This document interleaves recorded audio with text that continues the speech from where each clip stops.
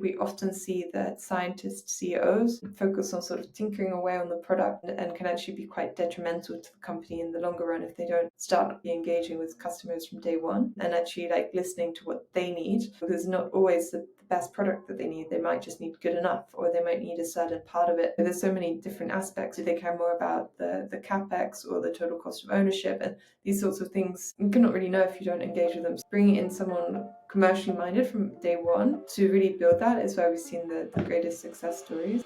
Welcome back to the Clean Techies podcast, where we interview the top climate tech founders and investors to share their stories, advice, and lessons when it comes to building and investing in climate.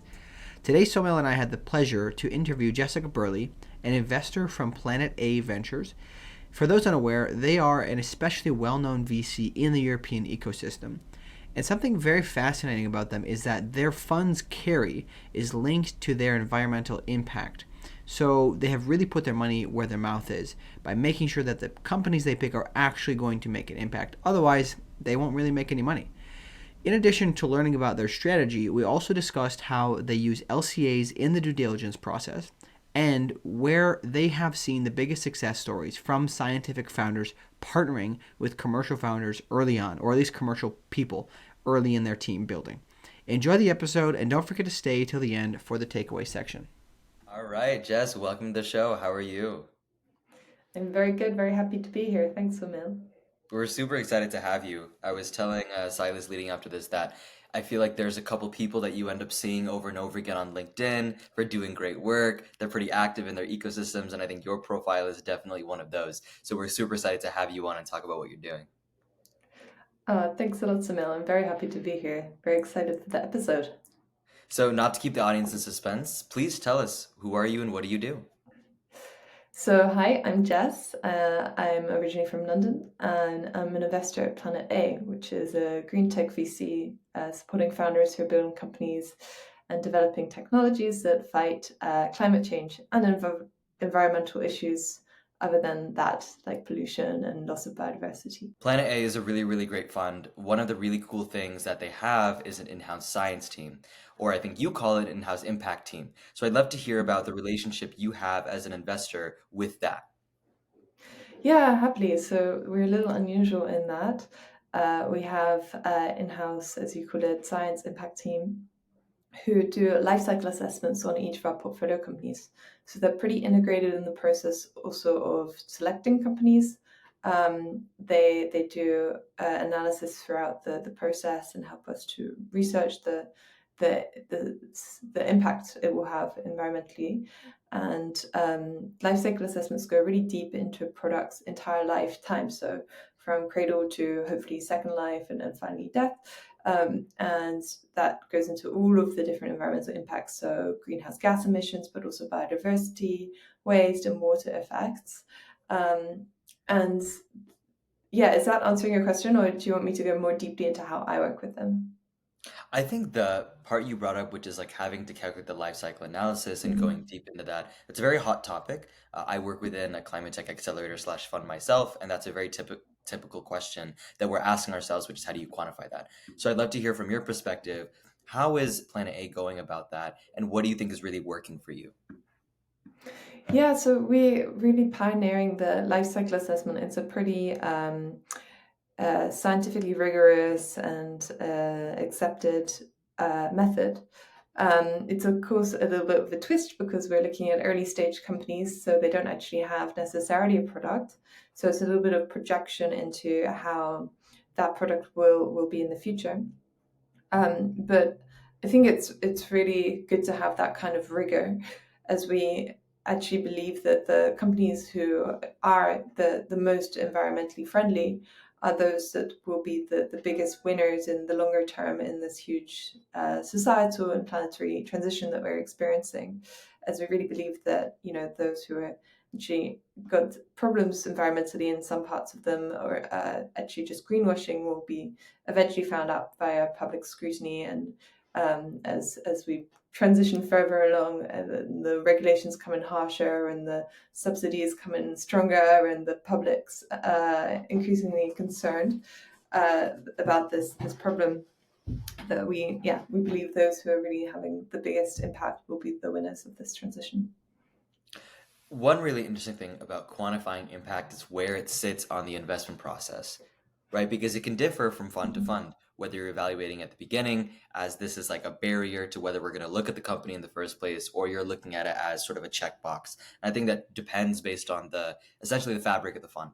So I'd love to hear from your perspective, where do you incorporate that analysis and how does that affect your decision making?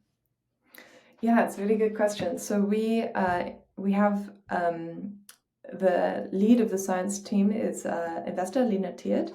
Oh, she's a GP, I mean, and she has a veto on all of our portfolio, all of our investment committee meetings. So she actually has the decision-making power of whether or not we invest. It's definitely not just a tick box, and our carry is also linked to hitting our KPIs and impact. So we're like structurally really focused on this. We don't do the life cycle assessment before we invest just because it's a lot of work. Like these things can be, for one of our companies, it was 300 pages long. Or no, sorry, it took 300 hours. It was not 300 pages, but very, very intensive to do them. So we tend to do like a pre life cycle assessment. So a sort of smaller testing the waters to make sure that it would eventually pass that assessment. But yeah, in effect, it's throughout our process. So already when we go to the second call, we make sure to get the sort of initial analysis from the science team that it would be passable. And then when we take it to an investor committee meeting, we have a much longer analysis. And then finally, once we've made the investment, we go really deep into the analysis. And it's also very helpful for our founders to get these life cycle assessments because they can thereby take them into sales conversations or fundraising or even attracting talent who are increasingly concerned about greenwashing. And it gives them a little bit of an edge over everyone who's just claiming to be sustainable to actually have the data and the proof behind that. Yeah, that's pretty interesting. So I want to make sure I understood that correctly. You said that the carry in the fund is linked to also the sustainable, I guess, the environmental impacts that you can achieve. Exactly. So the amount of carry is, of course, as all funds, linked to our returns. But whether or not that carry goes to us, it gets unlocked as such. It depends on whether we hit our KPIs for impact. Yeah. So this is interesting. I guess was there a particular reason behind doing this other than, we should align the incentives that we're working towards? Is what was there something behind that? Like, oh, it helped us raise money from certain LPs. Like, what was the reasoning besides just like the obvious? No, you're spot on with the first one. It was just that we believe we should, it's a misalignment of incentives if you say that all of our financial rewards are linked only to our financial gains. If we're saying that we're truly an impact fund, we should surely link our own financial rewards to our impact.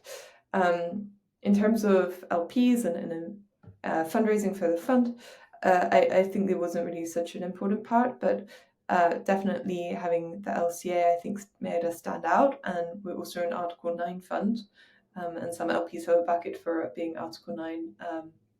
And so that's also helpful. In some, no, it wasn't to help fundraise, but I do believe that some part of our impact thesis does help us. Yeah, I think that part of it is really, really relevant, especially like as it relates to LPs.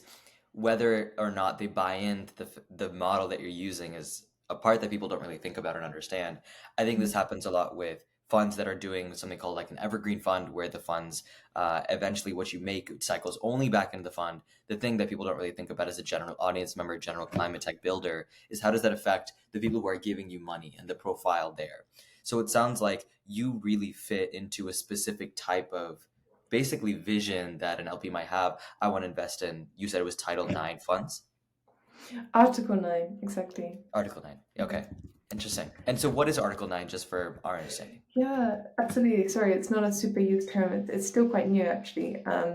It's a regulatory term in Europe, which you can only get once you've passed a lot of regulatory checkboxes. But really, you have to prove that you are integrating an assessment of impact into your investment decision. So there's Article 7, 8, and 9, 9 being the highest level of integration of that in your decision making. Okay. So that for you, you're seeing that as mostly a European phenomenon. Are you getting any interest from any other geographies about your type of thesis, maybe outside of Article 9? Outside of Europe, you mean? So we only invest in Europe, and I think that means that most of our LPs, at least all that I know of, are in Europe as well. Okay, very interesting. Yeah, but in other words, I'm not sure. I imagine, though, having Yeah. seen the amount of climate VCs also raising in other geographies, that there's interest from LPs Yeah. across the world. Yeah, if I think that if I'm not mistaken, there's kind of a differentiation between the different articles, and some of them are extremely strict, and then certain LPs like that because they're very motivated by that. Some of them are like, hey, we're going to try to invest in climate stuff, but we're not going to claim it's all going to be purely climate. And I just believe that there's different like LP interests in the market because some aren't really sold on the climate issue, I guess you could say. So it's interesting to see that you chose Article 9. Specifically the stricter version. Yeah, you're completely right. And some LPs, I'm sure, are not too bothered about the impact and more just interested in the financial returns. But it's interesting how the conversation has changed, I think, a lot at least since I've been sort of in this field of can impact even align with profits? And now it's more like, of course, impact aligns with profits, but how can you be the one gaining the most? So it's an interesting shift in the conversation to actually recognizing that it's really an interesting field from just a profit perspective, and then it's more about who will win in the field rather than whether or not it's possible to win in the field. Yeah, I do think it's also just worth commenting or maybe getting your thoughts on this. But being a VC, right, the typical, I guess, time horizon for returns is much shorter than a lot of long-term investors. And when you say, hey, we believe that companies are going to they're going to make better financial returns in the long term if they are environmentally aligned, it's just a really interesting kind of combination of things because when we talk about all this VC investing in climate, we're talking about usually, relatively speaking, shorter term horizons, even if it's a 10-year fund, compared to a lot of people like family offices who are looking at 100-year funds or like 100-year timelines. Like they're not investing with the short term in mind; they're investing for the long term. So it's just really interesting that these things get kind of bucketed together. Yeah, yeah. Maybe to that though, I do see so much movement in this field already in the last like 3 years that I think the pace is really exciting. That you can get very strong returns within even shorter than 10 years. There's just so much movement both from the private investor side and also the regulatory side and the innovation side. I mean, it's all it feels at least like it's all really coming together. So by increased pace, you mean that innovation is getting faster? Are people deploying capital faster? I'm curious, like, as to what you're saying. All of it. Yeah, Yeah. everything. That's fair. I think it's kind of like a maturing of the ecosystem. One thing I wanted to ask about that's specific to Planet A is how you ended up there, right? And I think because as a younger investor in climate, from what I understand from your journey as well, choosing this type of fund with this type of structure, I'm sure it was an intentional decision. Obviously, I don't think there are many people who would say no to the opportunity. So that's a part of it. But also then considering how these nuances of the way the fund operates factors into your decision making. So with that backdrop, I just love to ask you your own journey to climate VC and how you got there. Yeah, happily. So I actually have a very unusual background to VC. I was very interested and, well, concerned about climate change quite young.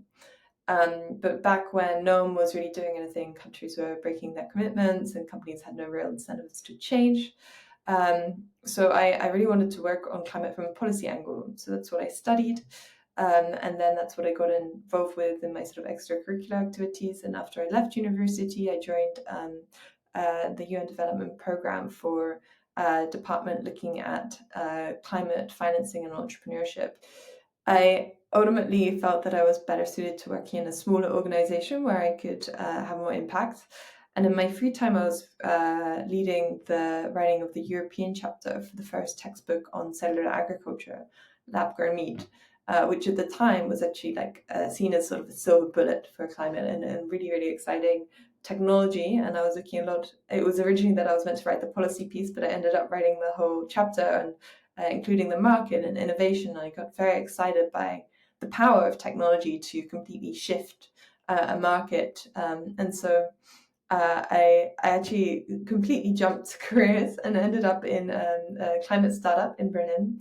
And I loved the self-starter scene, and it was really exciting to me. But the startup I was in was sort of struggling to raise a bit, and I really saw the impact that this side of finance and VC has on these early ideas getting traction and getting it made into reality. So I did some shadowing work and courses to make this jump into VC and innovation. But effectively, I just got very lucky. I was introduced by a friend working at Tier to Lawrence Schleichner, who's a serial climate entrepreneur, founder of Tier Mobility, also of Rebuy, which is Europe's largest refurbishment platform, which he previously exited and then made Tier. And he committed actually 100% of his stake in Tier to reinvest in the climate ecosystem. And he's a very dedicated guy, and he was making angel investments on the side, but also as CEO of Tier didn't manage to spend too much time to it.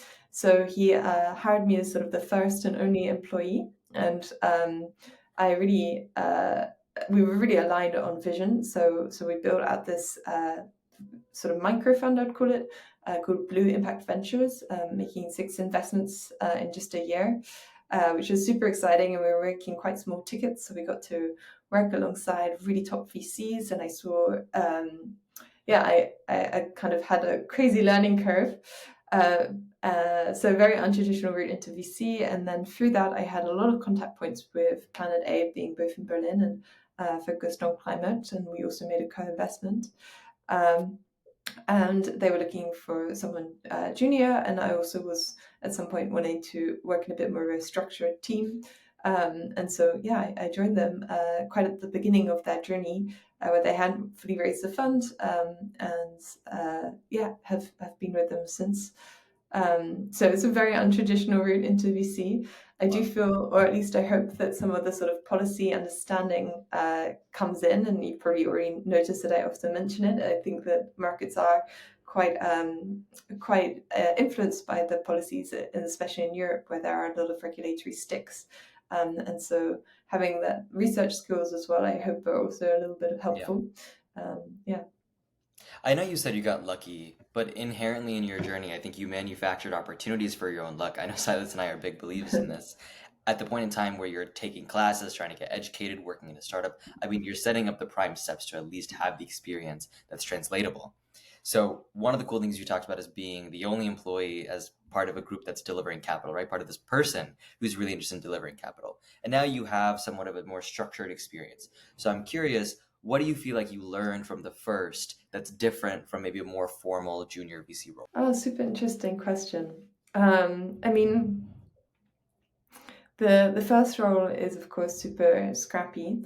And so you're very efficient and lean. And I think that some of that's also helpful to hold on to when you're entering a slightly larger organization.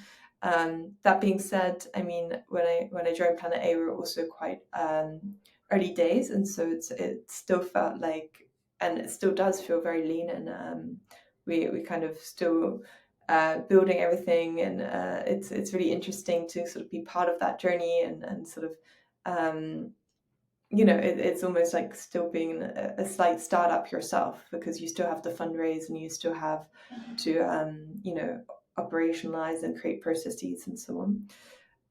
So I definitely think I took a bunch of learnings. I think probably the biggest one though was that as Blue Impact Ventures, it was essentially that we would only do small tickets and follow others. And I think that kind of collaborative spirit, where your entire investment is based on others letting you into the round, so you also have to form a lot of a very strong network. And we of course tried to bring as much value to the round as we could with Lawrence's background and connections and so on. And I think that this kind of founder-friendly mentality and also focus on network and collaboration has definitely served me well coming into Planet A. And so you mentioned scrappy. Yeah, I would say, VC roles in general can feel pretty scrappy in terms of your sourcing and diligencing and the way that you have to go about just essentially creating structure out of chaos. But what does scrappy mean for you in that context? Was there something more to it? I think you put it well. You put it very well. I'm not sure I can do better. Okay. And that's totally fair. I think one of the things that's really interesting is when you are at the forefront of a fund and being the main one deploying capital. And I think not even just a small sized fund, there are some larger funds where there's only one or two junior people in the role. So even in that, I think you get somewhat of like an autonomous experience in terms of how do you source deals. You're also operating with maybe less of a brand or less of a known team, and that affects how people view you. So I'm curious, did you come across any experiences where you felt a shift in that people and founders didn't recognize you at some point, but then they started to recognize you maybe because you joined just by numbers a bigger team? Like, did that stand out to you as an experience, and how did you navigate that? Yeah, interesting.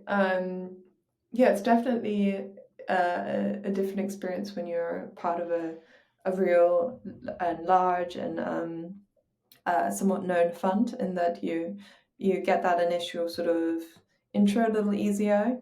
Um, but I don't know how much that really wins founders over in the end. I mean, Atomico does a nice survey every year of like what do founders care about versus what VCs think they care about, and it always strikes me that every year VCs believe that brand is the biggest issue for founders, and almost every year founders actually care about the person they're speaking to, and whether or not the person gets them and builds rapport with them, gets a problem, and can bring value. And essentially they're giving up part of their company to you, so they want to trust you. So I really understand that, and I think that it still boils down to that a lot of the time, rather than the brand of your fund, more the the people within it.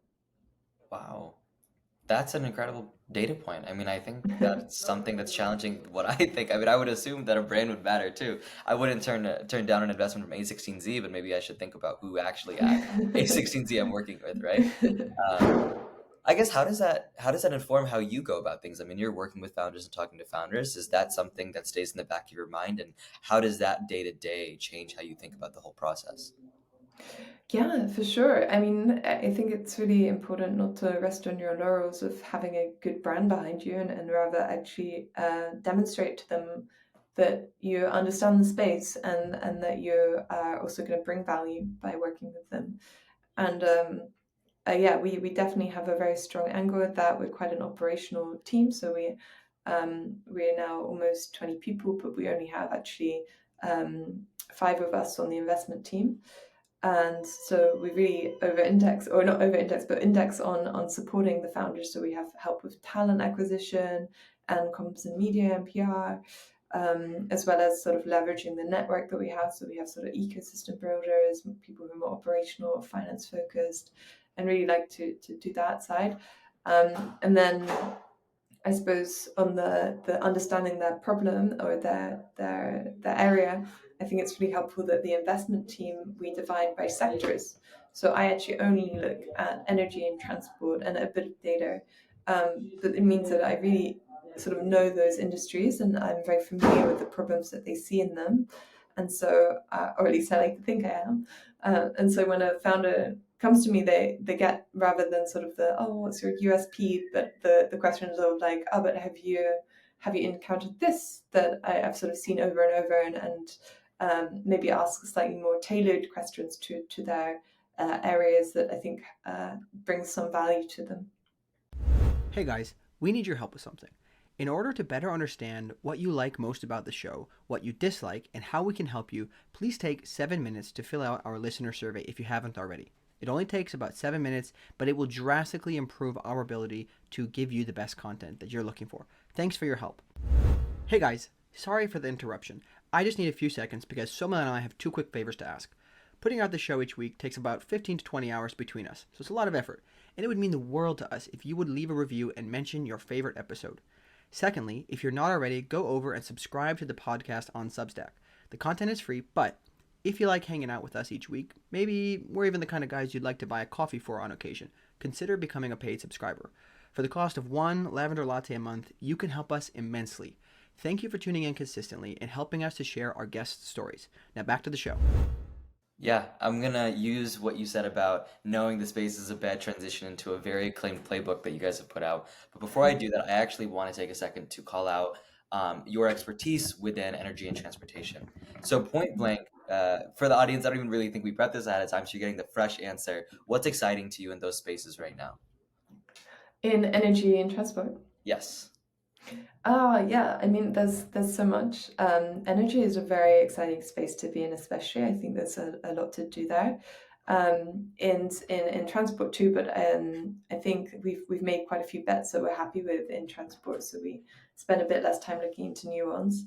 Um, Energy is such a key topic for the transition. So we've got like everything from like energy generation and storage and the grid to sort of demand response and low carbon heating and high temperature heating and cooling. There's so much to do in that space. And in transport as well, right? We've got to decarbonize the whole logistics and personal transport as well.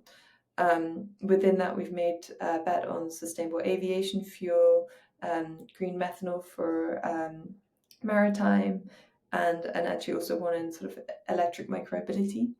And in energy, we've made one in long duration energy storage, and one in geothermal drilling, so you can access geothermal across the world. And yeah, still looking though for more baseload potential, more storage, and haven't made a bet yet in anything to do with heating, so really excited to do something there. Um, Actually, we have done sort of like personal heating, so that we've done solar and heat pumps, but thinking like industrial heating and cooling and so on.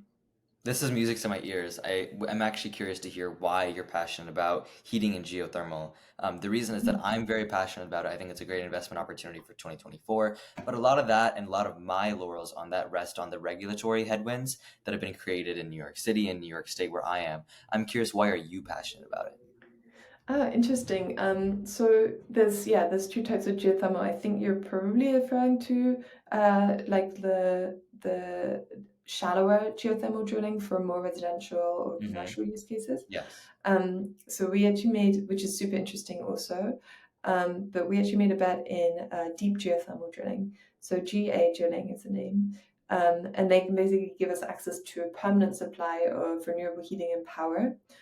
They've got these supercritical drills that can go through the crust across 90% of the Earth's surface. So geothermal drilling used to be sort of only for Iceland, who has like 97% or something crazy of their energy from renewable Hmm. sources.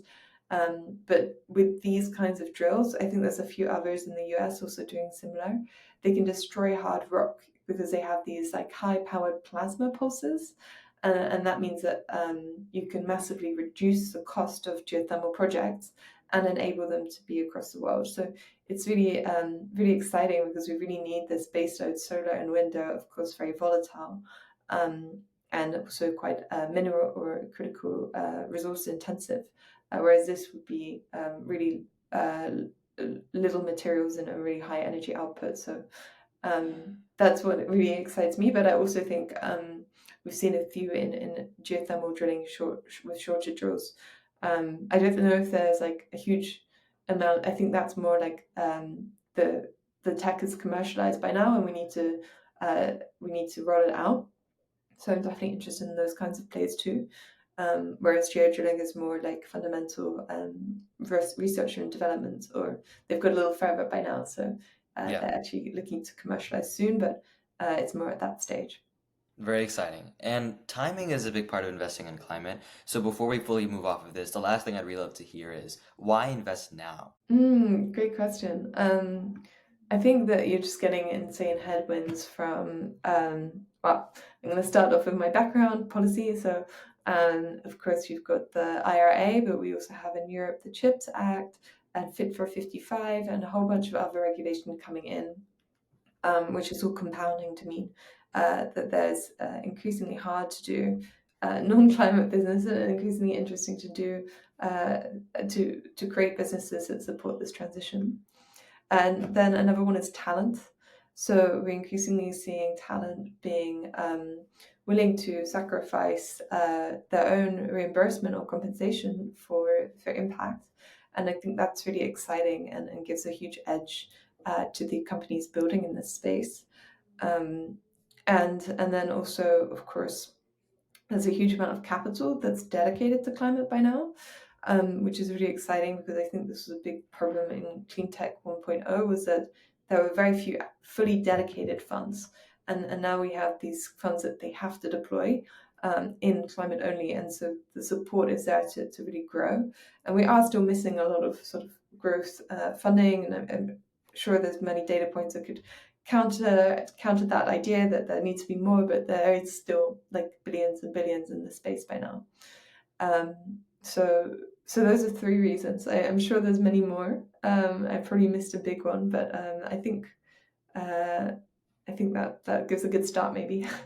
No, I think when you're talking about the timing, I mean, if you're looking at the actual maturity of the policy and those implications, and then you talked about the labor and the workforce, the ability to actually capitalize on that, and then the money going into it, I don't know if you need anything else to have a good investment, frankly. So I'd love to get into the hardware playbook. I think this is a staple of Planet A, and it's something that really, really excited a lot of us when it first came out. So the first thing I'd love to hear is, from your understanding, what was the inspiration behind it? How did it come to be? And I'd love to get into some of the specifics of what you love most about it.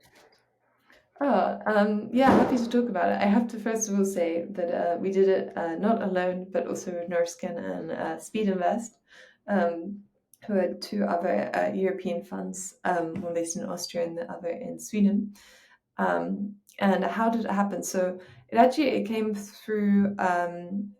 So I'm sure you're aware that there's other sort of software manuals and playbooks and so on, and we and these other two funds were all investing in this space, but we're sort of trying to align on actually what we do expect for hardware, because we don't have this kind of 2 million ARR at Series A and the sort of magic numbers that we want to see, or the month-on-month growth. It's just completely different world, and there's a lot of nuance and complexity to what you need in a hardware startup to make it work, both from like the defensibility coming mostly from intellectual property, to the sort of team needing much more science-based and still having the commercial side. But in effect, it came from conversations with these two funds, and I essentially was saying, hey, why don't we do this? And we were actually thinking to do it on our own.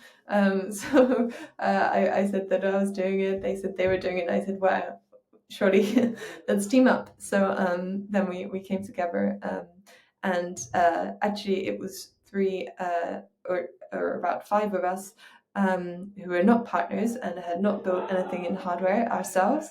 And so we had been sort of supporting investments in this space, but we really were very aware that we are not the people to tell you what to do in a hardware investment. And so it was really based on data that we got from Net Zero Insights, and a huge amount from interviews and surveys of those who were built and invested in the space. And so we I think got a few hundred respondents to the survey, and the Net Zero Insights had a few thousand rounds that they tracked in climate hardware. And we had like tons of interviews with the founders in the space, and also investors. And so then we kind of tried to amalgamate all of that into this playbook. Can you tell, for people who are not familiar with the playbook, can you just kind of walk through what are the, there's a couple of things we could go through. First of all, what are the, I guess, key metrics or things that tend to be somewhat standard if you're building a hardware startup? Like, okay, I'm a founder. Here's the things I need to be aware of in order to hit my metrics to get my next fundraising. Can you talk a little bit about that? Actually, yeah. So we were going to do a sort of I don't know if you're familiar with P9 napkin of like the metrics that you need. But our friends at EQT and Contrarian, we found out we're doing the same. So it seems like a lot of us had this idea and the same idea at the same time, called Climate Bricks. You should watch this space because I think they're going to announce soon.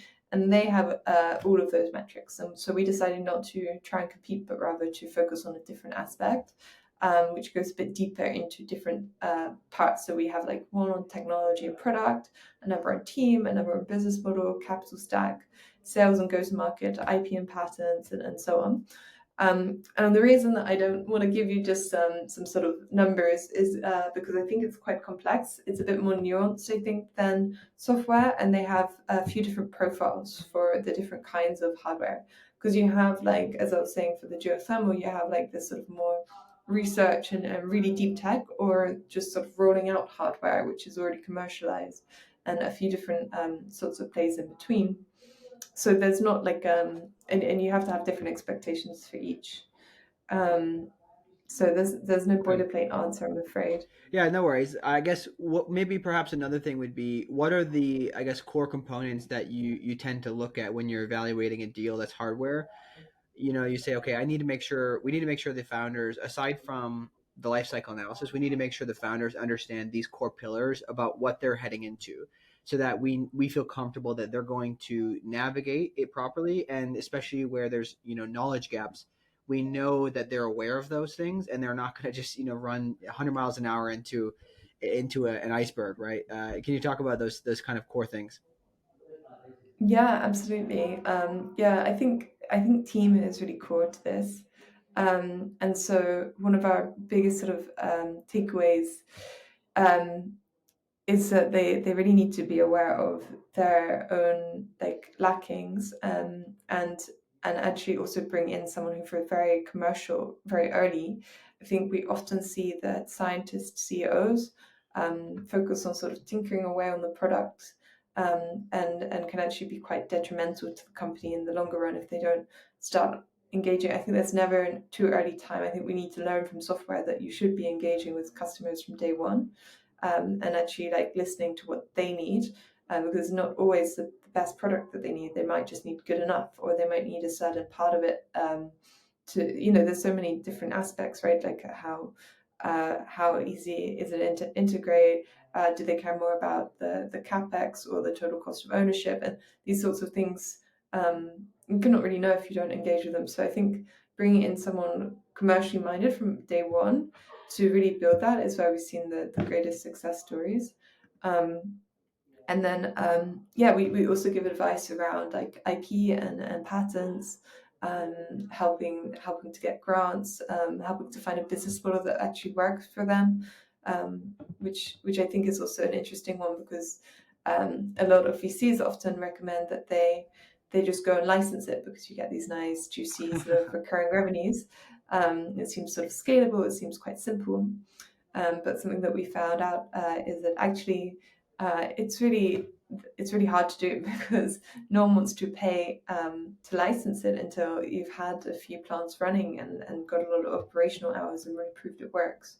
So that was something that maybe surprised me that I think maybe VCs and probably ourselves as well give sort of poor advice on, and that actually sometimes what we expect um, it's not very nuanced, and we need to sort of look into the details of each business to really know what to advise them on.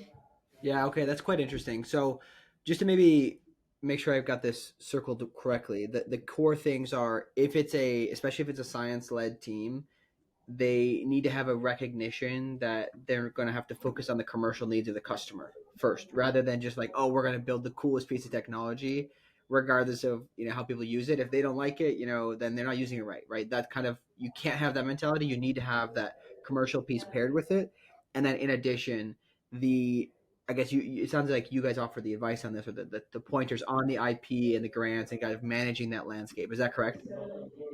Yeah, exactly. Yeah, and that they should perhaps just one addition is that scientists CEOs should really think about de-risking their team by adding commercial hires to the leadership team from early on. Yeah. And how do you? So I obviously I'm not an investor, but I've talked to a lot of founders early on, and I'm just kind of curious. How do you approach um, founders that you think okay, their technology is very good, but they don't seem to recognize kind of that need for the commercial talent? Maybe there's some level of you could say arrogance or something there. How do you approach that conversation to say, hey, listen, like we need to kind of de-risk the team and get some more points of view on this? How do you approach that? Yeah, it's a great question. I mean, I think it's not that uncommon as well that you have a super impressive science team who are very, very good at what they do, but they're really not thinking that business is as important as sort of getting the science right, or the business comes later because the science isn't there yet. So yeah, it's sometimes hard to get them to see that. I suppose we can get them to talk to some of our portfolios that have been successful. But I think at some fundamental level, if the CEO of a company cannot see, and that goes for software as well, for any company, cannot see that they have weaknesses in some areas, it's quite a big problem because everyone is not going to be perfect at everything. You have to delegate, you have to hire to fill what you're not so good at. So if you think you can really do everything all the time, then you're not going to be a very effective leader. So that's sort of an issue, I would say, in itself. Yeah, I think it requires a huge level of humility, especially when you're building a climate, because at the end of the day, if you're building a climate, hopefully you're not just building for yourself, right? You're building because you're trying to help solve this problem. And you need to be willing to take feedback and to do these hard things that are sometimes very personally not fun, not fun to hear. So you need to have that. But I guess, I'm kind of curious beyond this. What are some of the main things that founders can do that, like, when you see a founder, these three things really, really blow us away? These are really impressive to us. Yeah, absolutely. Actually, having that humility, I think, would be one of my number one things. Um, I think understanding your weaknesses and showing willingness to work on them is so, so key. And I actually prefer to work with founders who start off good but have this potential to be incredible versus starting off great and just always staying great. So that would be number one. Second, as I've sort of also discussed, is knowing your customer inside out. So I think even if it's pre-seed, you should really already have tried to do your research and really know, preferably if you've even worked in that space before, so you really, really deeply know what the customer needs, what the problem points are. Three things that they could do to impress me. I suppose then the final thing is knowing, having a big vision. So, having the idea that we have a large fund, we have to believe that because of power law returns, all of the investments we make could be fund returners, which in effect means that they need to grow to be very, very large companies. So I need to see that kind of ambition and vision to be huge, rather than sort of a rather small early exit acquisition or something like this. I really love to see that they want to do something, and that also feeds into the impact side, right? If it's super scalable and going to be huge, it's also going to be a huge impact because we only invest by the business and the impact are really aligned. I think those are all great points. Also echoed by a lot of what other people on the podcast say. Especially, I think, given the stage that you invest in and the earlier stage of technology, it's really based on how far and how long the founder is willing to invest and grind and take the company, right? And so I think a lot of the metrics you're talking about are especially relevant to people who are deciding from a very early stage where the company goes. We've established a lot of really great things about your work, what you do, the brilliance of Planet A, as well as their partners. One of the things I'd love to do before we sign out, I think we're getting to our last major topic, is probably a little bit closer to home. Pun intended, no pun intended, I guess, whatever it is. But being within the German climate tech ecosystem. Myself, I'm super passionate about what local communities can do for climate tech. So I'd love to hear your experience in that. The first thing is, what is the German climate tech ecosystem been like? Give a bit of a description for us and the audience. I'm frankly not super familiar with it, but then also I'd love to dive into some of the key components that might make it really special. Thanks a lot for your question. Yeah. So it's super vibrant. I'm from London originally, and so there's also a great ecosystem here. But I feel like in Berlin, at least, there's a real self-starter atmosphere where there's just so many people working in this field and belief that if you really try hard enough, you can make it, which I love. And less a question of, what have you done before, and more a question of like, where are you going? And so that's sort of my explanation. I don't know if I'm touching on all the points you're interested in.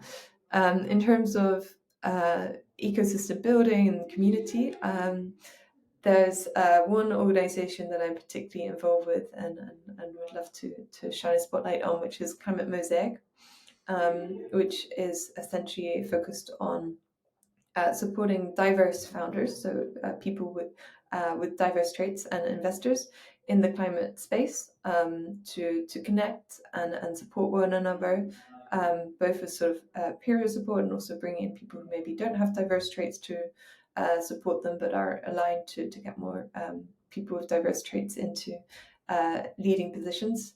And it's essentially, I just love the sort of founding belief of it, which is that the people leading climate transition today are going to be the leaders of sort of the whole economy tomorrow. And so we should try our hardest to make sure that these leaders are really representative of the world we're living in. And I think that's really powerful. So I'm really happy that I can be involved in that, as I also get to meet a lot of really amazing and inspirational, diverse founders and investors in the space. Definitely. And I think that overview is fantastic. One thing I'd love to talk about is I think you're very active within the climate tech space, and I think that's why we wanted to pose this question to you.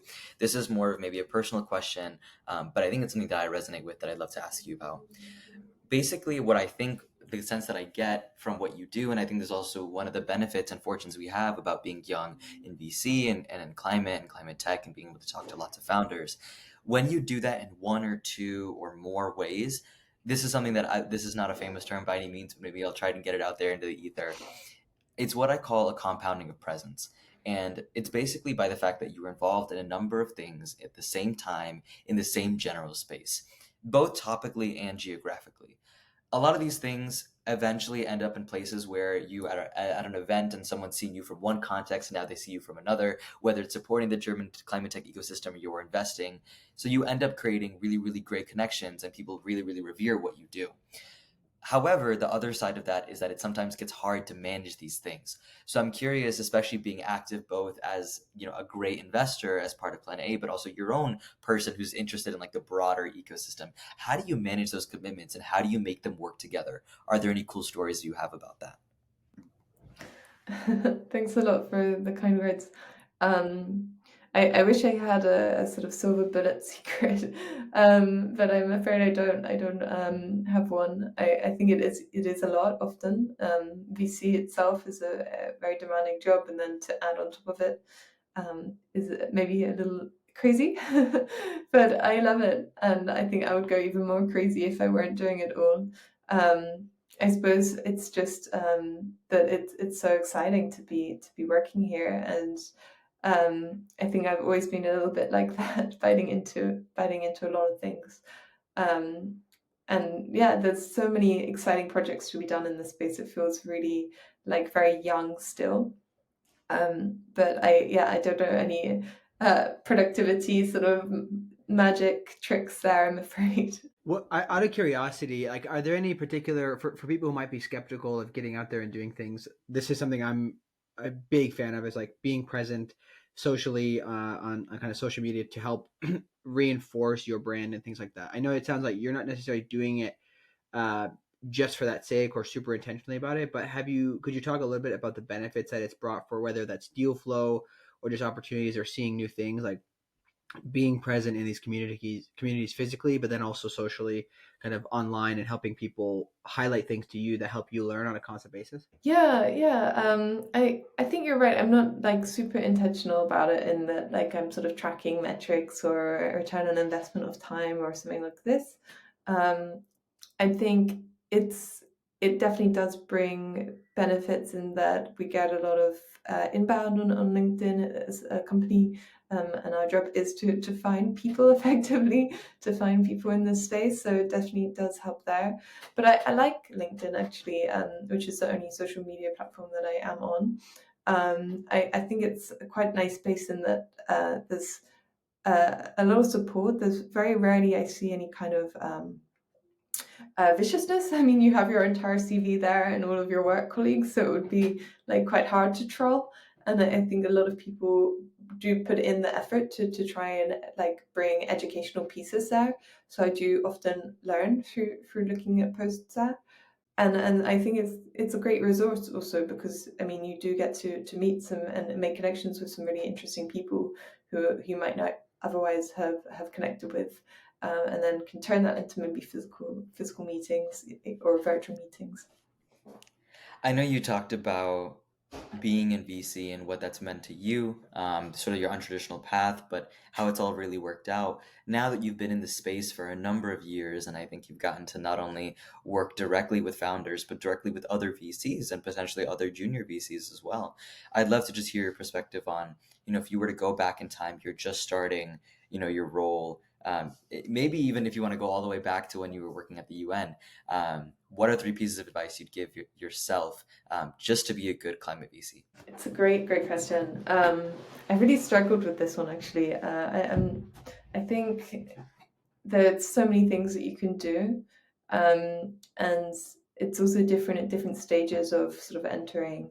I think at the beginning it's really important to just be a yes man and do absolutely everything, and try and engage with that as much as you can. And then at some point you of course need to learn how to also say no and prioritize. Um, but I think building like real relationships with people in the space has probably been the most rewarding part of it, and genuinely make friends as well as just sort of like a network for sort of transactional gains. Um, and I think I'm really lucky in that there's actually really, really wonderful people working in this space. So I feel lucky that I get to connect with them and make friends with them. So yeah, I think building genuine relationships would probably be my biggest piece of advice to people entering the field. Amazing. Well, I think that's probably the perfect place to end off. I hope we've built a very genuine connection here. I think I'm a huge fan of what you're doing and the way that you've been able to work everything that you are involved in into this one cohesive way of supporting founders and furthering the climate tech ecosystem. So I really appreciate you taking the time. Before we sign off, where can the audience find you? Thanks so much, Somil, and I also really loved being here. So thanks a lot for having me. Yeah, they can find me on LinkedIn, probably is easiest. Jessica Burley. Happy to have any kind of non-warm intro. Welcome to reach out and say hi. Amazing. Well, thank you.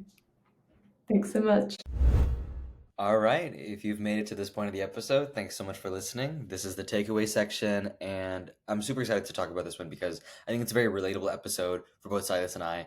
So, getting right into it, the two things that really stood out to me was first, where Planet A evaluates the life cycle assessment in their process. This is a nuance that, especially me being active within looking at startups, it's a question that you have to ask: is where do you actually factor in the emissions, and how accurate can you be? They having had some rejected purely based off the impact, I think it's a bold and refreshing strategy that's more actionable than just purely assessing, because you can quantify, but actually doing something based on those quantifications is incredible. Also, doing this for early stage companies who don't normally have access to this kind of methodology, I think that might make a big difference, and it's not something we talked about, but I wonder if they're able to then take that and give it to other investors, and maybe you're seeing this overall ecosystem effect. The second thing is, I'm just really happy to see the hardware playbook in effect. I see it as an ecosystem boost. She referenced previous software playbooks, but having to embrace the nuance that hardware is, I think this allows the seeding of new generations of hardware informed investors. If you have content like this, it doesn't matter if it's perfect the first time, you give other investors in sort of like this herd mentality space that investing is, the confidence that you can actually learn about something enough to invest it. So whether they're right or not, they'll probably cause enough capital to go in it to make real change. But those are my takeaways. Yeah, I think those are quite interesting. I am especially interested in the LCA process being early, and kind of how I am curious how it affects any companies that want to pivot, right? If they're stuck to this kind of outcome that they're projecting, they have to stick to it to some extent, right? That's a nuance we didn't explore, but for me, the two things that were really fascinating, I guess the first one that she mentioned early on was that their fund carry is linked to the financial incentives are linked to the environmental positive impacts that they can bring. So actually reducing carbon emissions broadly. And I just thought it's pretty interesting to see a VC really walking the walk instead of just talking about it, because there's a lot of VCs who are, saying these things, but if they were forced to do something like this, I have a feeling there would be a lot that would probably walk away from the table and say, hey, this is just not for me. We're going to go, broader tech. The second thing, which is obviously close to my heart, and in particular because I've been seeing it a lot with some of the founders I've bumped into over the past months, is their approach to de-risking the talent of the business. So talking to the founders, especially if they're scientific kind of focused founders, and saying, hey, we want you to bring in commercial talent to de-risk your team and your perspective on the market, and really seeing how they respond to that. If they're hesitant or they say, oh, we don't need that, they kind of get an idea whether or not they want to invest in them, because they're trying to look ahead, which I really liked, and say, hey, we think that they're going to run into these issues based off of their personalities, or I guess you could say unwillingness to have humility about where their knowledge gaps are. So those two things really stood out to me. I liked those a lot. Thanks so much for listening, and see you next time.